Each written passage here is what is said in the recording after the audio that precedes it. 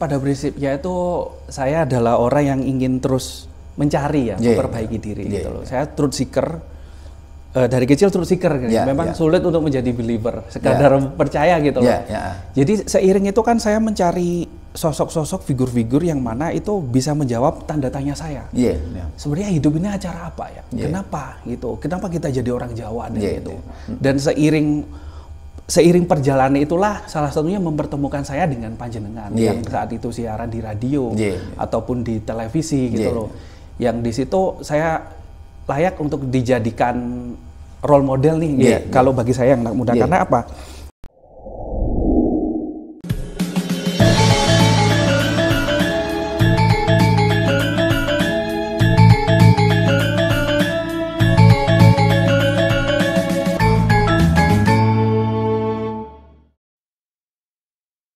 Rahayu.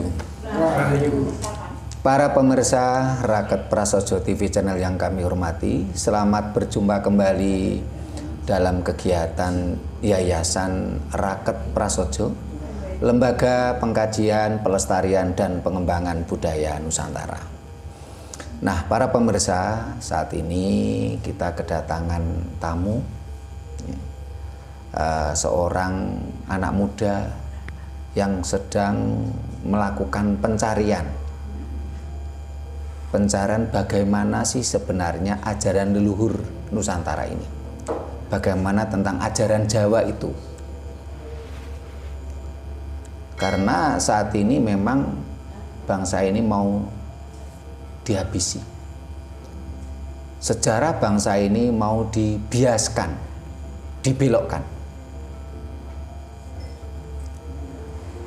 Mulai dari sejarah yang terkait dengan peradaban maupun sejarah terkait tentang spiritual culture ini dibelokkan.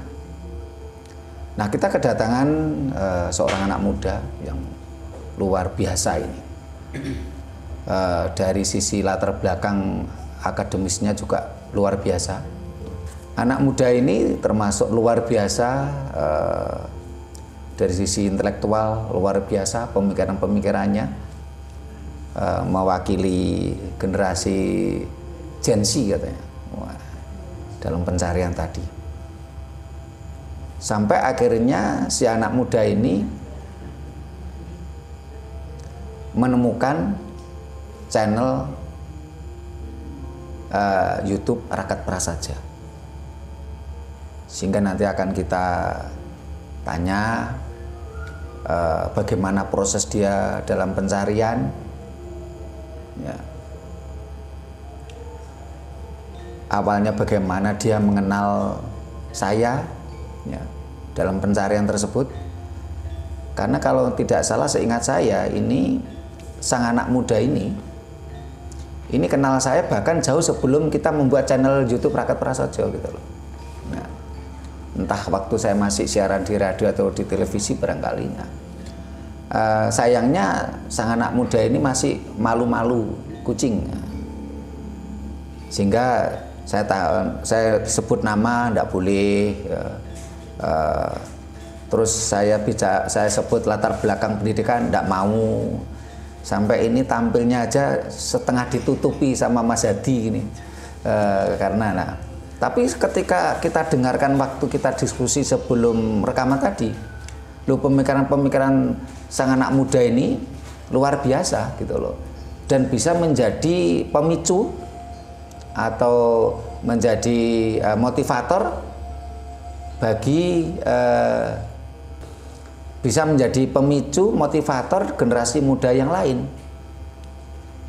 Bagaimana proses perjalanannya, terus bagaimana tanggapan penilaiannya terhadap channel YouTube Raket Prasojo ini. Ya. Nanti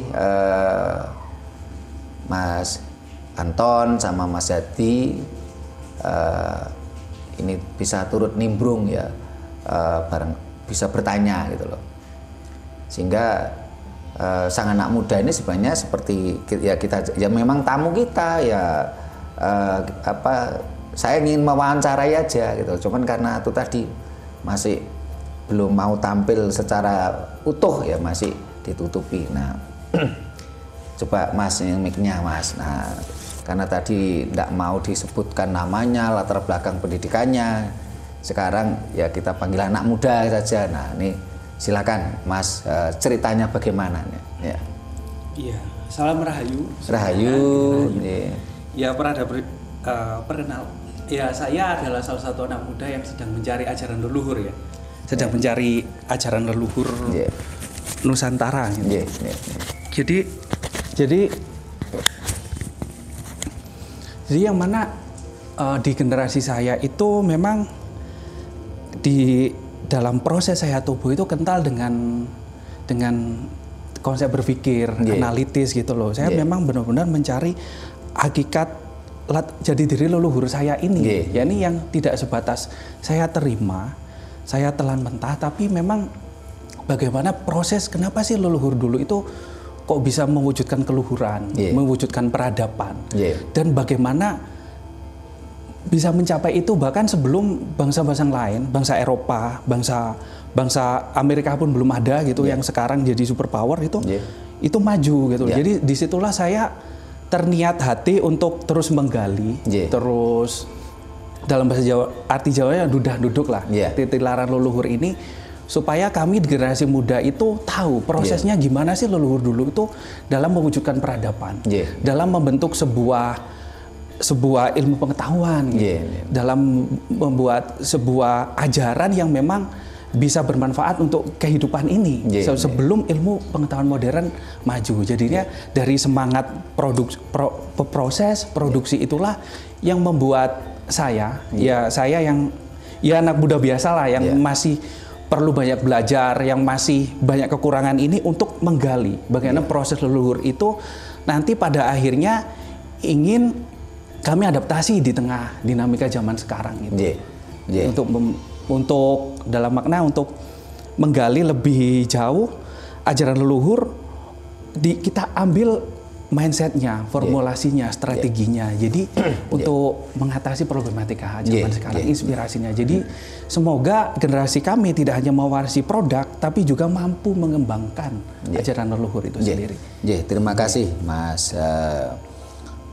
Sebagai anak muda ini luar biasa nih penilaiannya, karena memang yang disampaikan tadi benar. Jadi ketika Amerika belum ada, jadi negara Amerika Serikat USA itu belum ada. Karena negara Amerika Serikat USA itu merupakan tapol, tahanan politik dari kerajaan Inggris. Ketika Eropa belum ada, belum apa-apa. Ya. Timur Tengah juga belum apa-apa. Mereka masih saling bunuh antar kelompok-kelompok kecil. Ya. Bangsa ini sudah mampu membuat peradaban. Ini nyata gitu. Salah satu buktinya adalah Candi Borobudur, Candi Prambanan. Ya. Candi Borobudur ini diperkirakan abad ke-7, abad ke-7, abad ke-8. Ya. Sementara kalau kita lihat secara ilmu arkeologi, pembangunan Candi Borobudur ini diperkirakan ini 125 tahun, bukan waktu yang pendek. Sehingga uji karbon dari batu dasar, ya, bahkan saat ini ada yang memperkirakan katanya di bawah Candi Borobudur itu masih ada lagi gitu loh. Karena Candi Borobudur itu kan tertimbun oleh abu vulkanik ketika Gunung Merapi meletus pada abad ke-10. Ya. Nah, antara batu dasar yang sekarang ditemukan dengan puncak, ini uji karbonnya itu selisihnya kurang lebih 125 tahun. Dan ingat, walaupun sama-sama batu, ya, di Cina juga ada batu, ya, tembok Cina. Di Mesir ada batu piramid. Di Timur Tengah juga ada batu hitam, nggak perlu saya sebut, para pemirsa pasti paham. Karena kalau saya sebut nanti baper nanti, yang punya, yang menjunjung itu kan nanti baper. Ya. Walaupun sama-sama batu, ya, Borobudur berbeda. Ketika di Cina cuman batu ditumpuk, ya tembok Cina ya. Piramida cuman juga batu ditumpuk. Di Timur Tengah apalagi. Tapi Borobudur ini adalah batu andesit, bukan sekedar ditumpuk.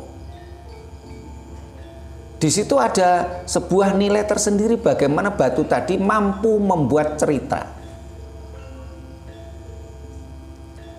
Padahal tanah Jawa ini merupakan ring of fire, yang setiap saat ada pergerakan bumi. Sehingga di Serat Aji Pamasa dikatakan di bawah bumi kita ada 2 lempeng bumi. Leluhur kita sudah paham itu tentang ilmu geologi, vulkanologi. Ya. Sehingga di Serat Aji Pamasa dikatakan yen petete taksoko hento bogo obah anggeteri jagat. Serat Aji Pamasa menceritakan bagaimana ketika Gunung Wilis meletus bersamaan dengan Pulau Madura itu pisah dengan Pulau Jawa. Petite taksoko hento bogo, petite itu ekor ular, taksoko naga besar, hento bogo juga naga besar. Jadi leluhur kita sudah paham tentang ilmu vulkanologi kalau di bawah bumi kita ini ada 2 lempeng bumi. Nah, ketika terjadi pergerakan lempeng bumi, ada gunung meletus, ya gempa bumi, Borobudur masih mampu berdiri tegak. Berarti ini kan ilmu konstruksi bangunannya luar biasa. Bukan sekedar batu ditumpuk. Terus batu tadi membentuk cerita, reliefnya. Loh, ini kan peradaban yang luar biasa, sangat tinggi sekali. Sementara mohon maaf bukan dalam artian kita merendahkan. Kalau kita bicara ilmu bangunan, konstruksi, tembok Cina hanya batu ditumpuk. Piramida sama, apalagi yang di Timur Tengah sama. Jauh sekali kalau kita bicara ilmu konstruksi. Sementara di Eropa abad ke-7, belum apa-apa. Belum ada peradaban sama sekali. Sehingga karena itulah pada abad ke-7, ya, Eropa ini semuanya mabuk agama, rebutan A sama O. Sehingga apa yang disampaikan sang anak muda tadi luar biasa, memang benar. Dan mudah-mudahan akan banyak muncul anak muda lain, jensi lain berpikir serupa.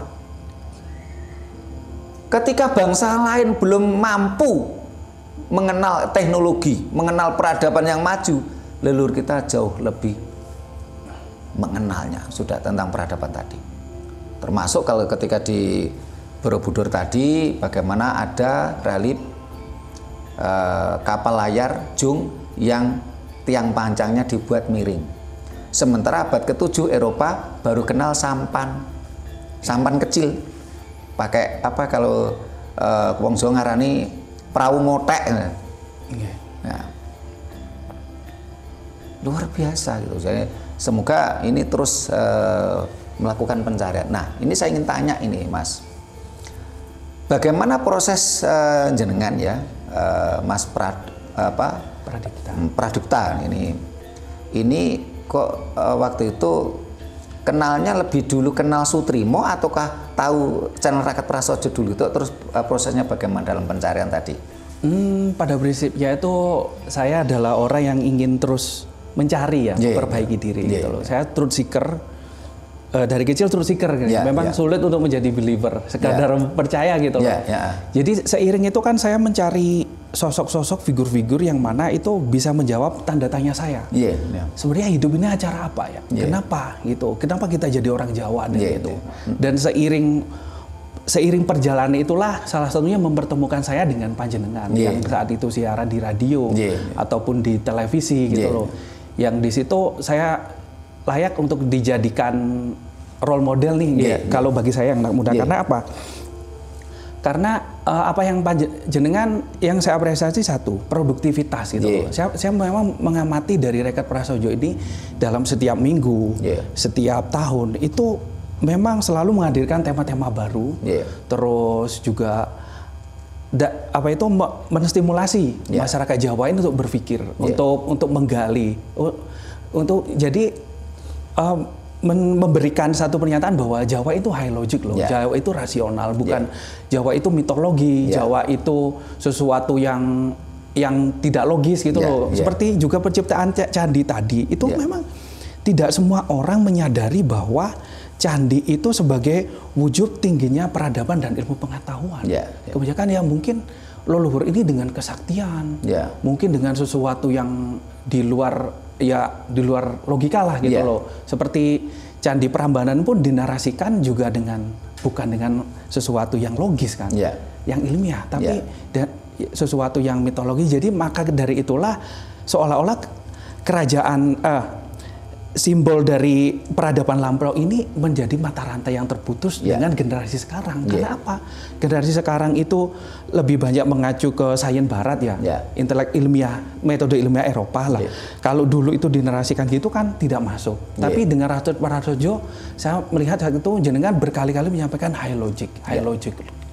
Leluhur kita tuh ilmiah, leluhur kita tuh penggagas, penggali, dan punya peradaban yang memang original gitu loh, original yang ada. Jadi katakanlah seperti Candi Borobudur, itu kan orang nggak akan bisa membuat sesuatu yang sangat presisi dan simetris tanpa sistem alat ukur. Pasti saat itu ada sebelum ada alat ukur, fisika modern ada. Terus ilmu astronomi pasti juga sangat maju karena apa? Di situ kan juga bisa dikatakan jam matahari kan. Sebelum kalau di Mesir kuno kan jam matahari sebatas tugu gitu. Tapi kita kan benar-benar sangat presisi, sangat dilihat itu, sangat-sangat itu. Terus juga di sana diperhatikan drainase yang itu. Berarti di situ ilmu arsitekturnya, teknik sipilnya kan sudah tinggi teknisnya. Jadi yang kurang bangsa sekarang itu menggali ya, berarti dengan cara apa ya leluhur dulu tuh melakukan itu. Ketika belum ada alat berat, ilmu konstruksi baja yang seperti sekarang gitu loh. Tapi mahakarya itu sangat luar biasa dari aspek seninya, aspek tata arsitekturnya, juga filosofi yang terkandung. Jadi itu tidak hanya sebatas bangunan yang dinikmati, tapi di situ adalah komunikasi visual di mana leluhur dulu itu menyampaikan ajaran. Bukan hanya kalau orang mengenalkan manuskrip teks gitu, tapi itu adalah komunikasi visual manuskrip yakni dengan relief itu. Ya mungkin yang saya tahu hanya Kamadhatu, Rupadhatu, Arupadhatu itu tidak hanya perjalanan manusia saja secara hidup, tapi juga perjalanan spiritual bagaimana manusia menuju kehakikian. Jadi dimensi itulah mungkin ya yang tidak dimiliki Barat ya. Barat dengan kemajuannya, saya tidak bermaksud underestimate Barat gitu ya. Yang saya rasakan sebagai orang Timur, Barat semakin maju, kadang semakin eksploitatif.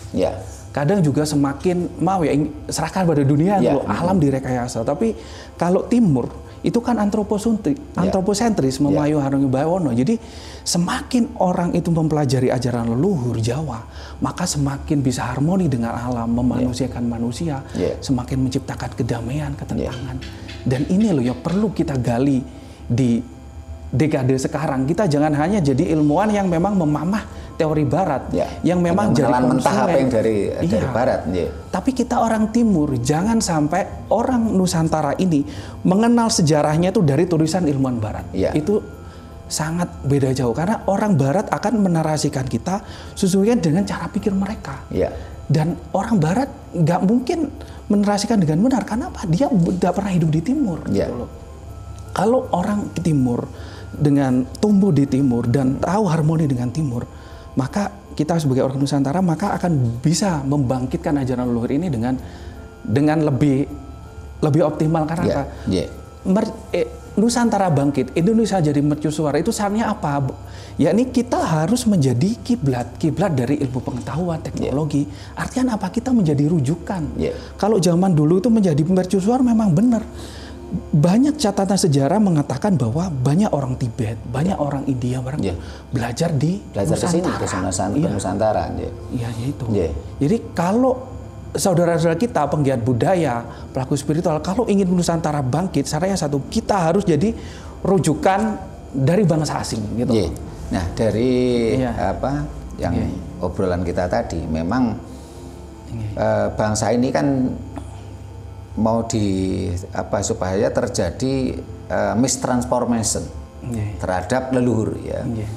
Sehingga adanya Candi Borobudur dan Prambanan itu kan digiring ke arah mitologi. Padahal ini adalah teknologi. Ini adalah sains. Ini adalah teknologi, tapi kan generasi muda sekarang ini digiring mitologi. Ya. Ini seolah-olah cuman dongeng. Nah, dongeng yang tidak perlu dipercaya. Nah, sama-sama mitologi ya. Hampir semua ajaran agama kan mitologi. Anehnya banyak ajaran agama yang benar-benar mitologi dipaksa supaya dipercaya oleh bangsa ini. Dan mitologi tadi tidak ada buktinya. Ya. Sementara leluhur kita ini sebenarnya bukan mitologi. Ini sains, ini teknologi gitu loh. Ya. Di candi-candi itu banyak sekali ilmu pengetahuan, mulai dari arsitek, terus alat ukur, bagaimana semua harus simetris, semuanya membentuk sebuah rangkaian cerita yang merupakan ini termasuk juga merupakan teknologi visual ya. Yang sebenarnya teknologi dibungkus rapat-rapat, setelah itu disuguhkan kepada generasi muda, ini mitologi. Yang tidak mungkin kamu bisa katanya. Karena ini mitologi. Oh, Candi Prambanan ini bagian dari 1000 candi yang diciptakan semalam jadi oleh Bandung Bondowoso kan gitu. Nah, sehingga generasi muda kita memandang peninggalan leluhur itu seperti kita ini melihat langit. Yang kita bukan bagian dari langit. Padahal kita ini bagian dari leluhur kita. Kenapa? Karena kita lahir di dunia ini kan dari orang tua. Orang tua dari terus orang tua dari leluhur. Sehingga sangat tidak menutup kemungkinan yang mengalir pada darah, yang mengalir pada tubuh kita dulu merupakan pencipta, pendiri, pembangun Candi Borobudur, Candi Prambanan. Karena mereka yang membangun Candi Borobudur, Candi Prambanan menurunkan putranya, terus putranya sampai ke kita. Tidak menutup kemungkinan.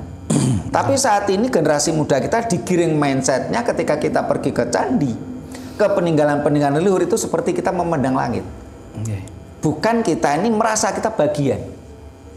Sehingga tidak heran ketika saya Damas Puji itu pergi ke Candi Borobudur, kami tidak menemukan orang Indonesia di situ, tidak menemukan orang Jawa di situ.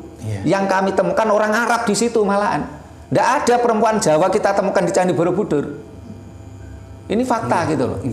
Nah, sehingga yang kita inginkan adalah dengan pencerahan-pencerahan di channel YouTube Prakat Prasojo ini kita menggugah. Kita ini bagian dari leluhur. Bukan leluhur itu seperti kita di bumi, leluhur itu di langit gitu loh. Nah, dan Candi Borobudur, Candi Prambanan ini teknologi. Di situ ada banyak disiplin ilmu di situ. Itu teknologi, bukan mitologi. Kalaupun toh semuanya ibaratnya sama-sama mitologi, kenapa bangsa ini tidak percaya mitologi leluhur sendiri? Ada buktinya. Nah, kalau menurut saya kalau ada buktinya kan bukan mitologi kalau menurut saya. Ada buktinya kok. Kan nyata toh. Ya. Tapi inilah yang saya sebut namanya high logis. Barangkali banyak orang baru dengar kata high logis kan dari kita. Rata-rata kan cuma logis ya. Saya mencoba menciptakan sebuah suku kata tersendiri gitu karena saya melihat Jawa itu ada yang logis, ada yang high logis. Cuman kadangkala logika kita tidak mampu menjangkau. Karena logika kita tidak mampu menjangkau, kadangkala karena kebodohan kita langsung mengatakan itu tidak logis. Padahal bisa jadi itu adalah high logis. Itu yang tugas kita bersama. Terus kita kembangkan, terus kita kampanyekan. Candi Borobudur itu adalah teknologi. bukan mitologi. Di sana ada banyak disiplin ilmu yang belum terpecahkan. Itu bukan dongeng. Dan Candi Borobudur bukan peninggalan agama Buddha yang berbahasa Pali. Karena tidak ditemukan satupun kosakata bahasa Pali loh di sana. Adanya bahasa Sanskerta. Ya. Dan Candi Prambanan juga bukan peninggalan agama Hindu. Ini yang terus kita ucapkan berkali-kali. Walaupun ada pemirsa kita yang karena barangkali ketidaktahuan, dia mengkritisi kita, tolong itu tulisannya dibetulkan, itu D-nya double terus pakai H. Padahal kita menulisnya memang Siwa Buddha gitu loh. Dan Siwa Buddha itu bukan Hindu Buddha. Karena kata Hindu sendiri baru muncul di India tahun 1870. Sementara Prambanan itu abad ke-7. Karena kalau ini digiring, ya, oh leluhur kita dulu agamanya Hindu Buddha. Mataram Medang Kamulan, Majapahit itu adalah kerajaan Hindu. Ini juga membelokan sejarah. Akhirnya apa? Kita digiring kalau bangsa ini tidak punya peradaban. Loh, kalau kita digiring, oh leluhur kita dulu agamanya Hindu Buddha, kan kita digiring tidak punya peradaban. Terus kita digiring akhirnya menjadi Indiaansi.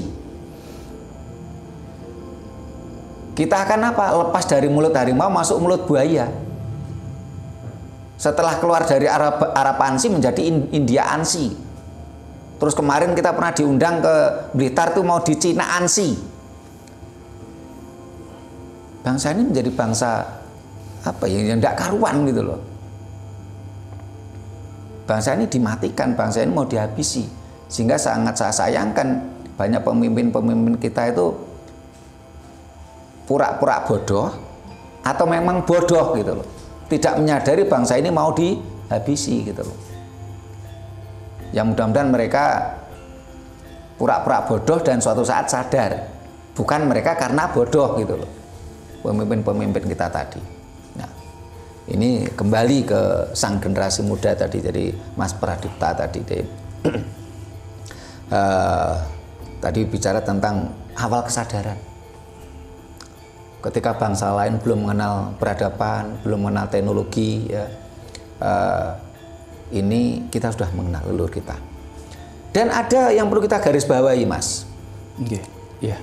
Kalau Timur Tengah saat ini begitu mabuk dan begitu kental dengan spiritual culture. Sampai-sampai mereka sama-sama spiritual culture, sama-sama culture-nya, tapi mereka terus bentrok. Ya. Karena mereka rebut bener. Mereka saling berebut mana hak, mana batil. Eropa ini sempat mabuk sama seperti itu. 800 tahun Eropa itu mabuk agama. Mereka perang terus, rebutan A sama O. Ya. Bagaimana perebutan A sama O itu berapa juta orang mati itu. Setelah itu ada perang inkusisi, sama-sama Kristen gegeran, berapa juta orang mati. Sampai mereka akhirnya terjadilah revolusi Renaissance, revolusi gereja, revolusi industri. Akhirnya Eropa meninggalkan spiritual culture. Mereka lebih konsen fokus pada teknologi. Nah, sementara leluhur kita, kalau kita lihat dari berbagai peradaban, leluhur kita ini ya, spiritual culture yang harmonis dengan peradaban. Sehingga terjadilah apa? Harmonisasi mikrokosmos makrokosmos. Tapi ketika teknologi kering tentang spiritual, akhirnya apa yang terjadi? Eksploitasi dan eksplorasi alam. Seperti Eropa. Kerusakannya luar biasa. Dan anehnya mereka mengeksploitasi dan mengeksplorasi alam itu di luar mereka. Mereka tidak peduli. Mereka mengeksploitasi dan mengeksplorasi alam itu di Asia. Biangnya kan dari Eropa. Yang siapa yang mengeksplorasi alam di Asia? Mereka. Di Afrika. Ya. Mereka tidak peduli tentang harmonisasi semesta. Ya. Sementara di Timur Tengah asik dengan delusi, halusinasi, tidak kenal teknologi. Nah, ini fakta loh ya. Nah, sementara kalau kita lihat peradaban leluhur kita, antara teknologi ya dengan spiritual culture ini ada keseimbangan. Ini kalau saya cermati seperti itu. Nah, sekarang bagaimana pandangan Mas Pradipta sebagai anak muda ini melihat hal itu gitu loh. Bagi saya sebagai anak muda jangan merasa malu ya jadi Indonesia dan Nusantara, karena leluhur kita itu memang kaya ilmu pengetahuan, kaya peradaban yang tinggi gitu loh. Memang leres. Saya setuju dengan Romo Sutrimo, karena spiritual dan intelektual tuh seperti dua sisi mata rel, langsung beriringan gitu loh. Gak ada ceritanya orang bijak di Nusantara itu semakin tinggi wawasannya itu semakin intimidatif, semakin juga serakah, mengeksploitasi. Tidak ada, karena apa yang dipelajari di hal-hal material itu didalami menuju ke hal-hal yang rasa, ke spiritual gitu. Perbedaannya adalah Eropa itu ya memang benar setelah Renaissance, setelah revolusi industri pertama, setelah mesin uap ditemukan, itu kan timbul bahwa ingin sumber daya luar biasa kan. Akhirnya terciptalah imperialisme, kolonialisme sampai di sini. Jadi kenapa itu dilakukan? Karena ilmu pengetahuan mereka antroposentris. Dari mana antroposentris itu? Mereka merasa manusia itu sebagai aku ini harus bisa nih, harus sebagai pelopor kan, dari cogito ergo sum, dari René Descartes kan. Aku berpikir maka aku ada. Di situ manusia merasa punya otoritas. Akhirnya mulai mengembangkan teknologi dan di situ antroposentris, yang mana sejarahnya adalah akal di sana pernah dikebiri, pernah dilarang, yakni zaman skolastik patristik. Jadi the dark age ya, zaman kegelapan Eropa. Jadi seperti Romo Trimo sampaikan tadi, memang ada inkuisisi itu. Kita kenal ilmuwan seperti Galileo Galilei, Giordano Bruno, Nicola Copernicus. Mereka ini menyajikan hal yang fakta ilmiah lah. Oh, jadi matahari pusat tata surya, ilmu pengetahuan seperti ini gitu ya. Lalu juga seperti ilmu-ilmu fisika dan itu tidak sepaham dengan dogma ada di religi di sana. Dan akhirnya mereka dibunuh gitu loh, dibunuh tadi gitu loh. Maka dari itu karena sejarah yang cukup panjang, ilmu pengetahuan dilarang, tidak boleh. Terus juga otoritas yang punya kehendak itu adalah otoritas religi, maka akal di sana begitu sangat dihargai. Kemerdekaan berpikir, analytical thinking, critical thinking sangat dihargai. Ya itulah yang menyebabkan Renaissance di Eropa sangat membumi ya, sangat dirayakan gitu loh. Sampai terjadi revolusi Prancis, revolusi berikutnya ya. Dan itu sampai di sini dan kita sepenuhnya juga tahu ya, ketika Cornelis de Houtman datang ke Nusantara, kapal Nusantara kan 3 kali lebih besar dari kapal mereka. Itu ada info 3 kali besar, ada info 5 kali lebih besar dari kapal mereka. Dan bahkan ada catatan yang mengatakan, satu versi itu mereka dari Afrika ke Selatan, Tanjung Harapan, Cape Town, guide-nya tuh orang Nusantara sampai ke sini.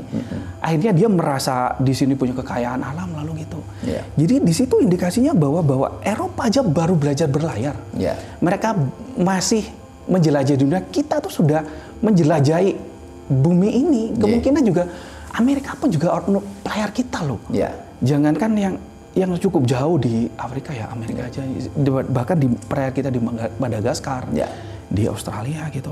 Pada akhirnya kan penjajahan ini kan juga mereduksi akal kan, mereduksi berpikir. Jadi karena kan namanya juga menjajah kan, nggak kepingin kan yang koloninya itu pinter, makanya cerdas kan, dia nggak jadi menjajah nantinya. Ya itu termasuk tadi penggiringan. Kalau Borobudur, Prambanan itu mitologi gitu. So bangsa ini tetap bodoh gitu loh. Jadi gitu sih. Jadi memang benar-benar dari semua aspek multidisiplin, Nusantara kita itu sudah jadi gitu loh saat itu. Navigasi dari dari proses, ya dari tata birokrasinya juga. Kalau kita melihat di Majapahit, di Singosari, saat itu kan sudah tercipta tata birokrasi yang bagus kan. Jadi ketika bangsa lain itu belum mengenal ilmu navigasi, Borobudur itu sudah ada, Mas. Sehingga bagaimana ilmu navigasi, ilmu perbintangan sudah mengenal. Dan itu abad ke-7 loh, Mas. Kalau bicara Majapahit kan abad ke-14. Jadi 700 tahun pun kita sudah memiliki itu. Nah, ini luar biasa jenengan sebagai anak muda dalam melakukan pencarian. Nah, jenengan akhirnya tadi menemukan saya lebih dulu siaran di radio dan televisi. Akhirnya terus tahun 2020 kita ada channel YouTube Raket Prasojo. Nah, ini penilaian jenengan terhadap channel Raket Prasojo ini bagaimana? Nah, gini. Saya tuh memang berangkat dari orang awam ya. Sampai sekarang pun juga saya masih awam, terus belajar ya. Jadi gini, yang saya tahu Jawa itu apa sih? Mungkin hanya ritualitas ya di acara hajatan atau mungkin sorowan, ritual itu aja. Tapi belum pada memiliki sebuah dimensi ajaran yang luar biasa gitu loh. Tata ajaran. Jadi ketika saya ikutin channel Raket Prasojo, oh ternyata Jawa juga menjelaskan aspek ini, aspek ini. Ternyata juga lengkap ya. Kita juga sama. Dan di situ mendorong saya, salah satunya menjadi inspirasi bagaimana saya tuh menggali itu lebih dalam. Kebanyakan secara umum ya masyarakat kita hanya tahu ajaran Jawa itu apa. Oh, orang hanya memakai udeng, blakon, terus acara mungkin hanya kirap di karnaval, hanya pakaian-pakaian gitu. Pakaian, padahal packaging aja. Padahal itu lebih dalam gitu loh. Jadi dengan seperti itu saya besar harapan saya juga menarik anak muda yang pencari lain untuk lebih menggali lah. Ya mungkin saya bukan apa-apa, mungkin dengan ini kan ibaratnya saya lilin lah, lilin yang ingin menyalakan. Oh ayo teman-teman juga yang lebih banyak, aku yakin di luar saya lebih kompeten dari saya, lebih baik dari saya. Ayo menggali ajaran leluhur, ayo menggali lebih dalam gitu loh. Ayo menggali lebih dalam agar ajaran leluhur ini tidak punah, tertelan oleh kemajuan zaman gitu loh, oleh tenggelam oleh itu. Karena apa ya? Saya kadang juga prihatin Romo melihat di era sekarang, di revolusi industri yang mutakhir ini di era AI ini kan AI indeks 4.0, sekarang udah mulai 5.0 sekarang. 5.0 ini kan bisa dikatakan indeks pembangunan manusia kita. Banyak lembaga yang mengatakan kita anak tangga terbawah gitu. Secara IQ juga average kita anak tangga terbawah gitu loh. Kalau tidak kita bangun sekarang untuk membangkitkan intelektual, kapan kita menuju pada mercusuar peradaban? Karena syarat menjadi mercusuar itu kita menjadi acuan, menjadi rujukan, menjadi kiblat lah, rujukan bagi bangsa lain untuk memajukan peradaban. Zaman dulu sudah, sekarang juga kita bangkitkan lebih dalam lagi. Gitu. Terima kasih. Sebenarnya kalau kita bicara tadi diskusi kita tadi tentang bagaimana peradaban leluhur kita, teknologi kita itu luar biasa sebenarnya. Tapi terpaksa tadi saya potong karena tema kita tadi kan bagaimana proses pencarian anak muda mencari ajaran leluhur Nusantara atau mencari ajaran Jawa. Sehingga saya lebih ingin terus melanjutkan bagaimana proses Mas Pradipta itu berproses mencari ajaran leluhur gitu. Kalau soal tadi bicara diskusi tentang peradaban tadi, teknologi ini saya minta mudah-mudahan nanti ada waktu lagi lah kita ngobrol dengan tema berbeda ya. Sehingga barangkali pemerintah juga sempat tanya, loh kok dipotong tadi? Karena kita mencoba ingin menyesuaikan judul gitu loh. Kita sebagai lembaga kajian tentunya kan tidak fokus pada sebuah tema, bukan melebar gitu lah. Tema kita saat ini adalah bagaimana proses Mas Pradipta sebagai generasi muda dalam melakukan pencarian.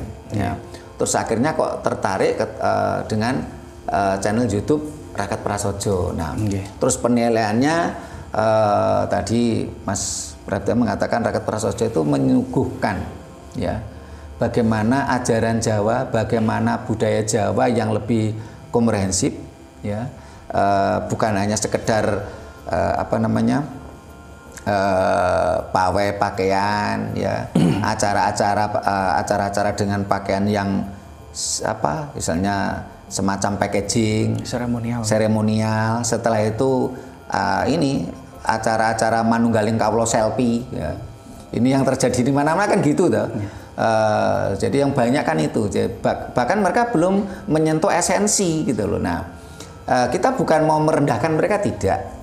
Tapi paling tidak kalau hanya sekedar packaging, kalau menurut saya itu tidak relevan. Kenapa? Karena yang namanya packaging akan dipengaruhi oleh perkembangan zaman. Ya. Sekarang mohon maaf kalau umpamanya orang memakai gini aja, umpamanya mohon maaf sebagai contoh, pakaian Jawa yang saat ini hanya untuk upacara perkawinan. Kalau dipakai keseharian bagaimana? Nggak layak. Iya. Karena namanya packaging itu nut ilining zaman gitu loh. Tapi kalau yang namanya esensi, ya tentunya kan akan terus hidup gitu loh. Bahkan ketika bicara esensi Jawa, pelakunya tidak harus suku Jawa gitu loh. Nah, ini yang terus kita kembangkan. Nah, terus tadi bagaimana penilaian lebih lanjut ini Mas Pradipta tentang channel YouTube Raket Prasojo terkait dengan proses jenengan melakukan pencarian tentang ajaran leluhur. Mohon maaf Romo, sebelumnya kalau temanya melebar tadi. Jadi sebenarnya juga itu juga. Kenapa saya juga tertarik dengan Raket Prasojo, karena Raket salah satu ya, mungkin juga bisa dibilang satu-satunya di channel YouTube Edukasi Jawa ini yang berbicara peradaban memang Raket Prasojo, menyadarkan gitu loh. Karena sesuatu kan ini ada sesuatu yang different gitu, yang pembeda lah. Yang kenapa saya ke Raket Prasojo, karena saya merasa di lain itu belum dibahas lebih dalam tentang itu. Jadi karena peradaban ini digali lebih dalam, karena saya tertarik itu karena apa? Peradaban ini jantungnya, jantung leluhur yang sebagai simbol leluhur itu maju gitu loh, maju itu bergerak. Salah satunya itu. Terus berikutnya adalah Raket Prasojo, ya seperti saya sampaikan tadi itu multi topik, multidisiplin lah, multidisiplin ilmu. Tidak hanya seremonial, tidak hanya tentang tata busana atau lain, tapi ada ajaran-ajaran filosofi yang di zaman sekarang itu mulai tenggelam. Itu mulai dibuka gitu loh. Oh, maksudnya gini ya. Jadi yang berikutnya adalah ada simbol-simbol ajaran Jawa yang sebelumnya itu kurang maknanya kurang dapat, hanya orang hanya menelan. Tapi Raket Prasojo itu berusaha menjadi jembatan antara mempersempit gap antara ajaran leluhur dengan alam pikir masyarakat sekarang. Dan ajaran ini yang mendialogkan yang dengan sesuai yang mudah dipahami, mudah dicerna, sesuai dengan alam pikir masyarakat sekarang, mengakrabi lah. Alam pikir itu juga nggak banyak. Jadi saya rasa juga itu menjadi satu rekomendasi ya. Bagi saya untuk Raket Prasojo, karena bagaimana Raket Prasojo ini mengemas sesuatu yang luhur dan sakral itu menjadi sesuatu yang mudah dipahami, dan kita tuh melakukan, tidak hanya harus melakukan karena tanpa alasan, tapi ini loh logikanya seperti ini, maksudnya leluhur seperti ini gitu. Jadi seperti itu sih mungkin. Terima kasih ini penilaian Mas Pradipta tentang Raket Prasojo luar biasa. Mudah-mudahan bisa menjadi pemicu generasi muda Gen Z yang lain ya untuk terus belajar. Jadi memang di Raket Prasojo ada multi disiplin ilmu, ada multi kegiatan, ritual ada, seremonial ada, membedah peradaban ada, membedah ilmu pengetahuan ada, dan kita juga tidak kita juga tidak monoton dalam artian saya sebagai gurunya, lainnya murid juga tidak. Di Raket Prasojo lebih mengedepankan kondo takon, bukan tanya jawab, dan tidak selamanya yang namanya Sutrimo itu jadi semacam narasumber. Kadangkala saya pun yang mewawancari, termasuk saat ini kita perlu dengar gitu loh, perlu dengar pemikiran anak muda bagaimana terhadap ajaran leluhur, bagaimana terhadap Raket Prasojo. Nah, ini supaya Mas Hadi dan Mas Anton nggak cuman sekedar pelengkap duduk manis ini harus diberi kesempatan untuk bertanya ini. Coba siapa dulu, Mas Anton atau Mas Hadi dulu? Tanya kepada Mas Pradipta. Mas Anton dulu. Rahayu, Mas. Rahayu. Saya merasa salut aja dengan Mas Pradipta. Untuk ketertarikan kembali ke ajaran leluhur, Mas ini mulai sejak kapan mendalaminya? Itu aja. Ke Mas Hadi, biar nanti sekalian jawab. Monggo. Rahayu. Okay. Ini saya tanyakan Mas, visi dan misi kedepannya, Masnya itu gimana langkahnya untuk mencerahkan anak-anak muda yang di bawahnya Masnya, atau anak muda yang di atas Mas masih belum tercerahkan? Itu aja Mas. Oke, terima kasih. Terima kasih Mas Anton, Mas Hadi ya.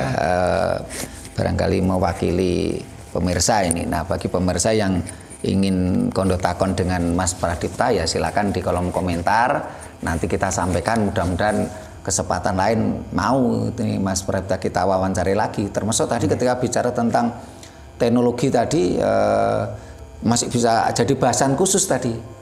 Cuman tadi saya stop supaya tidak melebar karena tema kita saat ini sedang menggali, sedang mewawancari bagaimana sih prosesnya Mas Pradipta ini melakukan pencarian ajaran leluhur supaya proses tadi ini bisa ditiru menjadi motivasi untuk generasi muda yang lain, para kaum Gen Z yang lain gitu loh. Nah, sekarang monggo dijawab pertanyaan Mas Anton dan Mas Hadi tadi.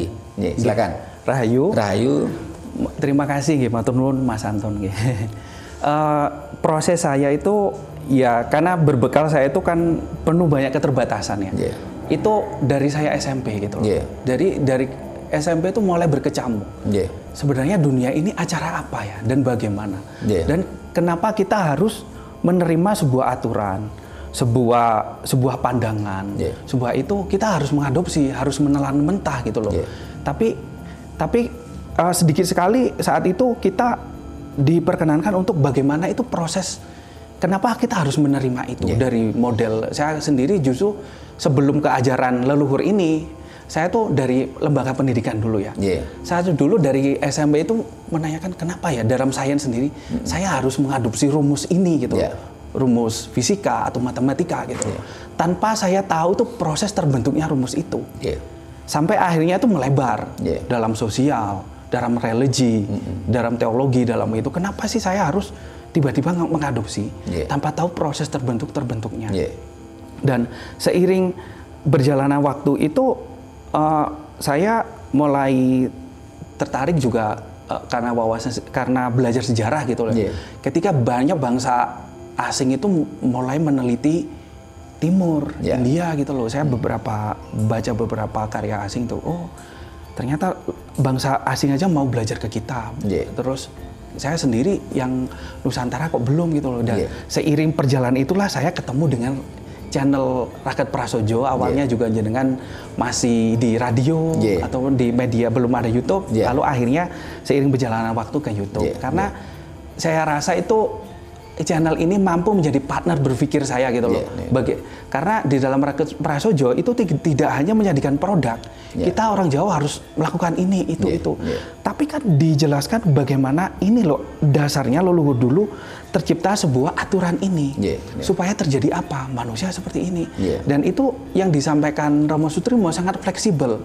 Itu bisa disesuaikan dengan konteks zaman, konteks sosial seperti panjenengan dawuh tadi tentang pakaian. Itu kan tidak serta-merta harus berpakaian itu, tapi juga itu terus berkembang. Jadi disitulah yang namanya saya apresiasi yang namanya tidak hanya pelestarian, tapi pengembangan gitu. Ini perlu digarisbawahi ya, pengembangan. Karena apa? Kalau kita mencukupkan diri pada pelestarian, orientasi kita hanya masa lalu. Kita hanya menjadi pemilik masa lalu. Dan Dan kita hanya dari pewaris. Yang leluhur harapkan dari kita apa? Kita juga mengembangkan. Kalau bisa kita juga jadi perintis. Yang apa? Agak leluhur dulu juga bangga pada kita gitu loh. Oh ternyata anakku cuma bisa melestarikan. Bisa niru gitu loh. Cuma niru ya. Plagiat ngembang no. Nggak bisa ngembang nih. Iya. Dan ini perlu kita sadari bersama gitu loh. Ya. Kalau hanya kita pelestarian, hanya ikut leluhur dulu, ini aku gini juga itu kan dalam arti kita stagnan. Kita hanya misalkan leluhur kita tuh pakai sepeda ontel gitu loh. Kita misalkan dari Pakis ke sini gitu loh, ngontel juga kan, ini apa? Melestarikan leluhur, jangan, karena main motor nggak apa-apa gitu loh kan konteksnya. Naik mobil nggak apa-apa gitu. Itu pengembangan. Benar. Jadi itu perlu diolah gitu loh. Yang kita tangkap dari ajaran leluhur adalah bagaimana mindsetnya, formulasinya, strateginya, bagaimana leluhur itu mewujudkan peradaban. Itu salah satunya ada di channel Raket Prasojo. Jadi saat itulah saya mulai terus mengalir sampai saat ini. Dengan harapan, dengan mungkin di luar saya yakin banyak anak muda yang jauh lebih kompeten, jauh di atas saya, jauh lebih itu. Mungkin saya hanya sekedar, ayolah kita bersama-sama bangga menjadi Indonesia, bangga menjadi Nusantara gitu loh. Agar kita sendiri juga turut membangun gitu. Coba kita bayangkan ya, tahun 1928. Ketika pendidikan Indonesia belum merata, anak-anak muda yang rata-rata ya kalau sekarang masih SD SMP lah, bisa mempersembahkan Sumpah Pemuda, dan itu adalah cikal bakal negara Indonesia. Sebelumnya kan belum ada bahasa Indonesia, negara Indonesia. Ketika di zaman itu pendidikan masih belum menyebar, anak muda sumbangsinya begitu. Ketika tahun 1945 sarjana di kita cuma berapa sih? Mungkin belum ada 50 orang. Tapi apa yang dipersembahkan? Mereka mampu melahirkan para founding father. Dan pemikirannya itu sangat relevan dengan dinamika sekarang. Dan bangsa ini digagas oleh anak muda loh. Oleh para generasi muda yang pemilik masa depan.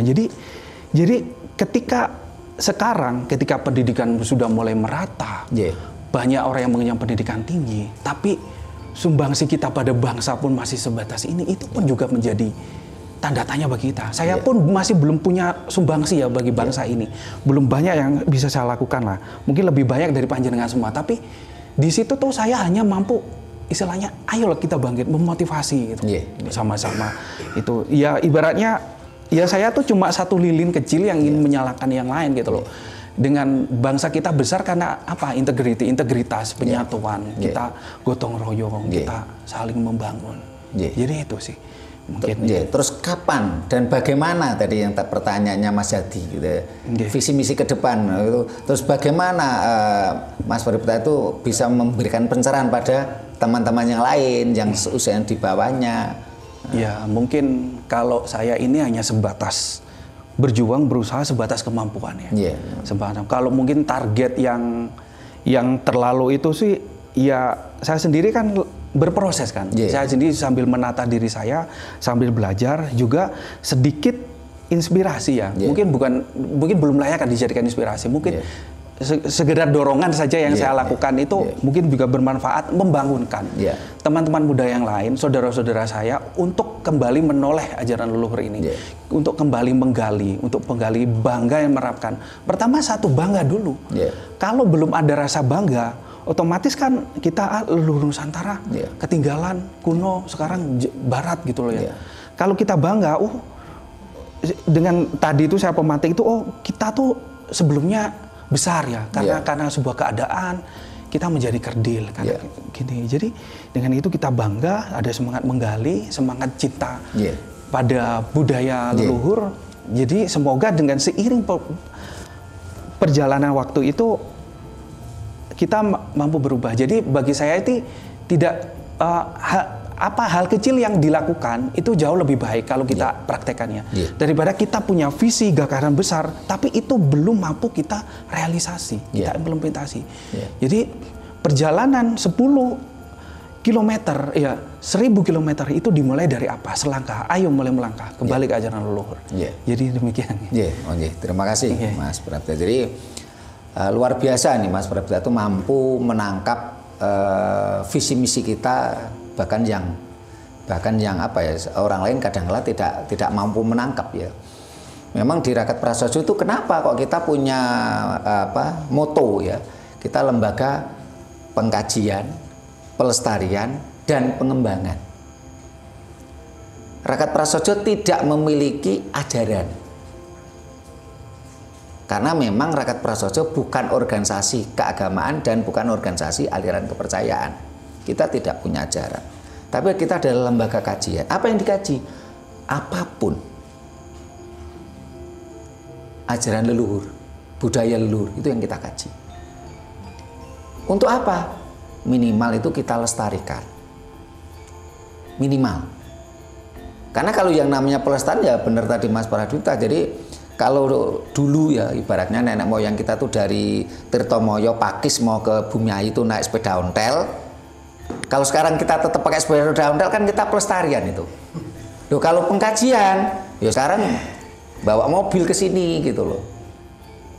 Ini namanya pengembangan. Ada berkembang gitu loh.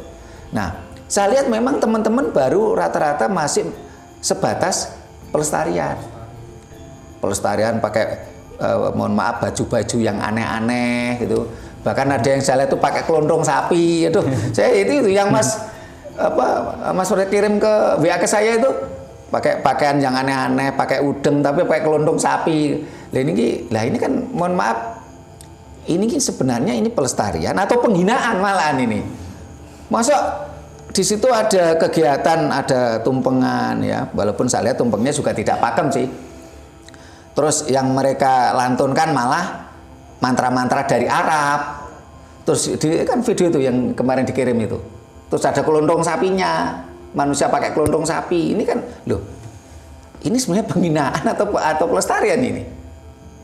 Apa begitu rendahnya ajaran leluhur kita sampai padahal kelondong sapi ya untuk hewan gitu loh. Bukan dipakai untuk manusia gitu loh. Ya. Yang dipakainya seperti itu ya. Yang dibaca mantra-mantra Arab, bahkan tidak ada mantra Jawanya malahan. Saya dengarkan video tadi ya. Nah, ini bangsa ini kan malah carut marut, tidak karuan. Mau kemana arah yang kita bawa itu kan nggak jelas gitu loh.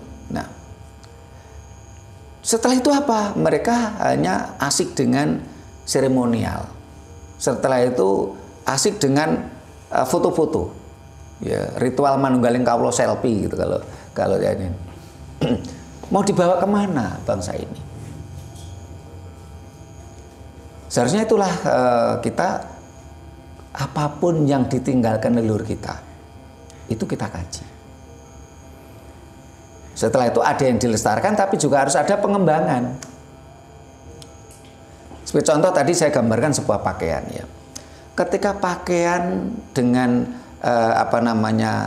pakaian blangkon jangkep ya, yang selama ini untuk upacara perkawinan, tentunya tidak akan tidak pas kalau kita pakai untuk keseharian. Karena yang namanya packaging itu akan nut zaman kelakoni. Tapi yang namanya esensi tentang ajaran Jawa tetap akan hidup. Karena itu harus kita kembangkan. Mulai dari esensi tata krama, tentang esensi bahasa, tentang ilmu pengetahuan. Ya. Sehingga kita bahas bagaimana tentang ilmu pertanian.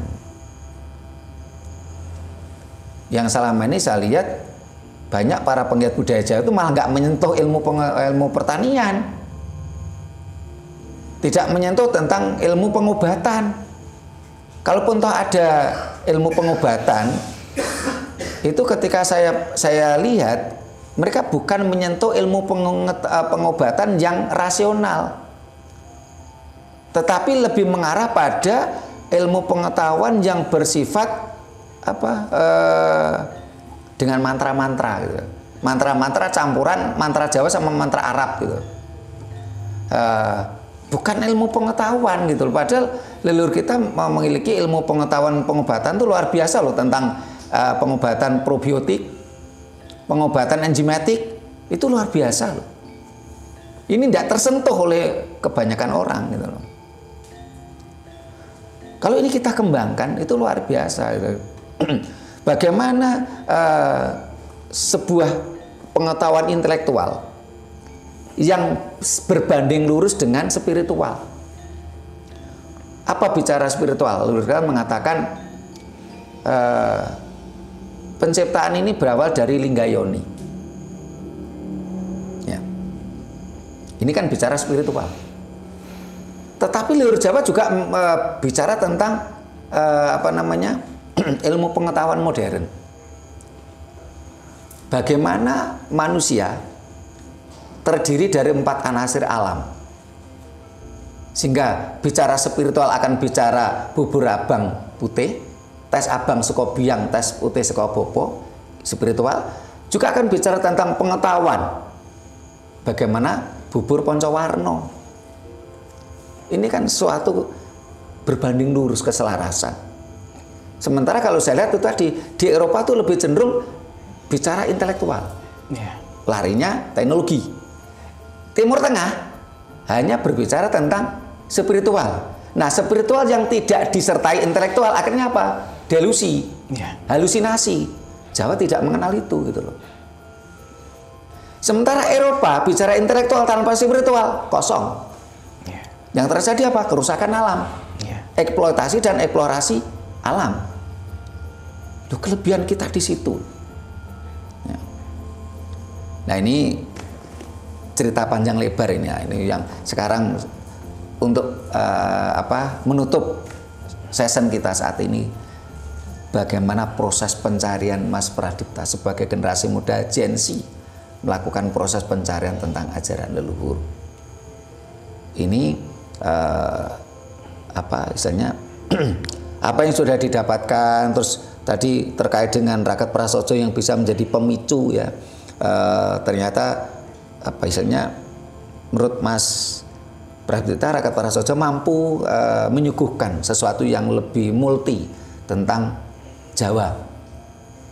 Bisa bicara ilmu pengetahuan, bisa bicara tentang teknologi, bisa bicara tentang spiritual, bisa bicara tentang pengetahuan-pengetahuan lain termasuk tentang ilmu kedokteran dan sebagainya. Ini bagaimana ini Mas Pradipta, silakan untuk penutupnya. Untuk penutup juga saya suatu kehormatan ya bisa ada di sini bersama panjenengan semua gitu. Ya mungkin saya bukan siapa-siapa, bukan apa-apa, hanya sebatas pencari lah di sini. Dan di sini saya melihat bahwa Raket Prasojo ini menyuguhkan hal-hal yang selama ini tenggelam, selama ini hilang, selama ini tidak banyak digagas. Mungkin ya dengan segala hormat, mungkin kita pertemuan atas label budaya, apa label itu. Tapi kita itu minim sekali dialektika, minim sekali tukar pikiran, minim sekali berbagi gagasan. Itu sebenarnya itu yang sangat krusial, yang sangat pokok di dalam membangun peradaban gitu. Tidak hanya kebudayaan, peradaban yang lebih luas lagi. Jadi ketika Raket Prasojo ini menyajikan metode dialektika, metode tukar berpikir, metode bagaimana itu menggali, menstimulasi berpikir masyarakat kita pada ajaran leluhur itu, ini maksudnya leluhur dulu tuh ini.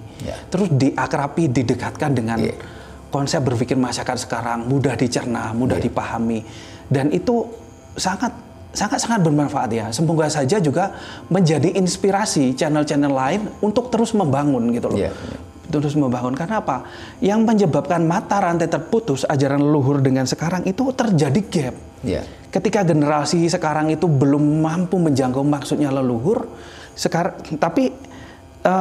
maksudnya leluhur, dan tidak ada pihak yang menjadi jembatan. Seperti simbolisasi bubur ataupun ritual tadi jenengan sampaikan itu, kan sebenarnya leluhur dulu itu tidak hanya sebatas memberikan ajaran harus ini, tapi ini adalah bentuk komunikasi visual yang mana melalui simbol-simbol itu leluhur ingin menyampaikan ajaran. Ajaran. Mungkin kalau Barat menganggap dia maju karena ada bukti tertulis gitu ya, tapi kita tuh juga ada ya ini komunikasi visual melalui simbol-simbol, melalui arsitektur bangunan, melalui ajaran-ajaran tradisi yang dipancar tularkan gitu loh oleh masyarakat Indonesia. Itu belum membumi lah, belum mengejala. Jadi saya rasa semoga ya Raket Prasojo juga menjadi inspirasi channel lain untuk semakin mengembangkan untuk bagaimana sih membangun yang ideal. Kita harus banyak tukar pikiran, harus banyak menggagas, menggali gitu. Karena apa? Peradaban ini yang kita butuhkan untuk membangun inovator, penggagas, bukan hanya orang yang konsumen produk gitu loh. Kalau hanya kita mengikut, ya kita tidak akan berkembang, kita begini-gini, dan kita akan digilas zaman sekarang gitu. Dan ketika kita mampu menjadi penggagas, bagaimana kita menangkap ajaran leluhur lalu disesuaikan dengan zaman sekarang untuk mengatasi problematika zaman sekarang, saya rasa itu lebih bermanfaat ya. Tidak hanya membangun material, tidak hanya membangun peradaban, tapi juga ada perjalanan ke dalam ke intelektualitas, ke spiritualitas itu sendiri. Jadi demikian ya Romo. Terima kasih Mas. Jadi memang butuh keselarasan antara intelektualitas dan spiritualitas. Dan itu yang terjadi yang diajarkan leluhur kita pada kita gitu loh. Cuman kadang-kala kita tidak mampu menangkap atau belum mampu menangkap. Karena itulah saya memiliki istilah tadi. Jawa itu logis. Tapi Jawa itu juga ada yang high logis. Dan mohon maaf kritikan kami kepada teman-teman yang terbiasa dengan secara seremonial terus manunggaling kawula selpi ya. Saya bukan benci pada hal itu, tidak. Tetapi kita harus ada tadi loh. Kita bukan cuma pelestarian, tapi juga harus ada pengembangan supaya kualitas kita bertambah gitu loh. Kalau yang namanya pelestarian digambarkan oleh Mas Waryo tadi, kita dari Pakis mau ke Malang, dulu leluhur kita pakai sepeda motor pakai sepeda ontel. Kalau namanya pelestarian, kita pun juga pakai ontel. Kalau pengembangan bagaimana? Ya harus ada. Sekarang pakai mobil. Ya. Kalau perlu nanti pakai ini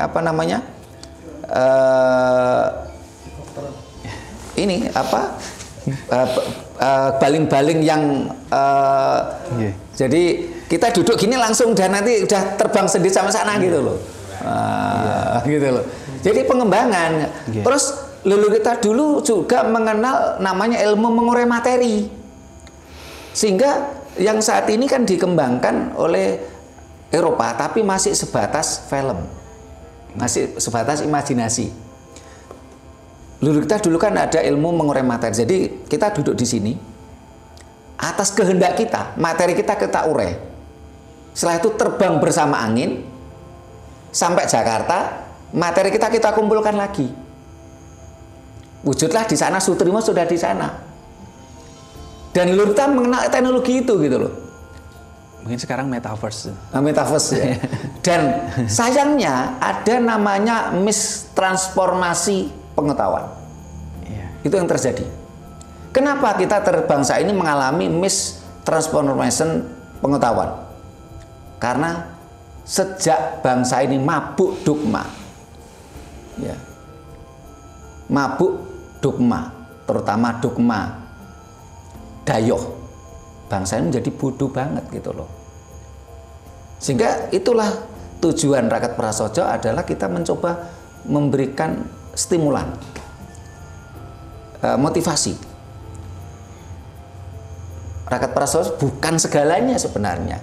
Kita hanya sebagai pemantik saja gitu loh. Kalau leluhur kita dulu sudah mengenal teknologi luar biasa, kenapa kok kita malah mengalami kemunduran, kebodohan? Itu yang kita prihatinkan.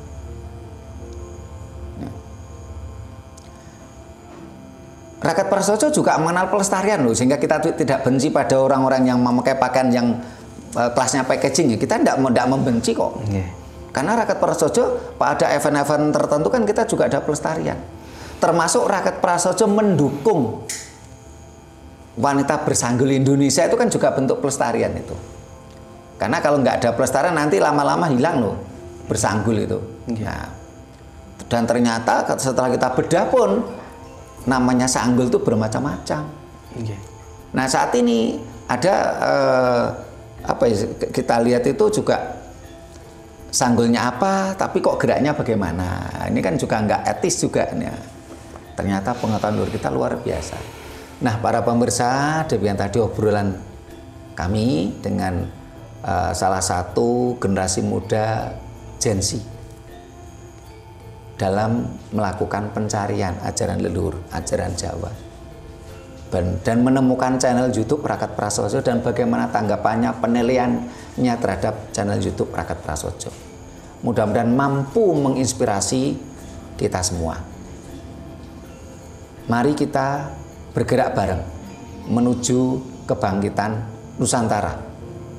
Kalau kita tidak mampu mengalahkan leluhur kita, minimal kita menyamai. Tapi saat ini boro-boro menyamai.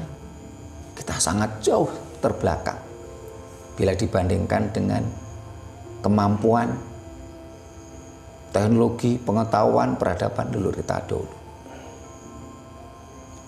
Bila mana dalam obrolan ini tadi ada kata-kata kami yang kurang berkenan, tata krama kami yang kurang memadai, kami mohon maaf. Terima kasih. Sampai jumpa di kegiatan kita lainnya. Rahayu. Rahayu.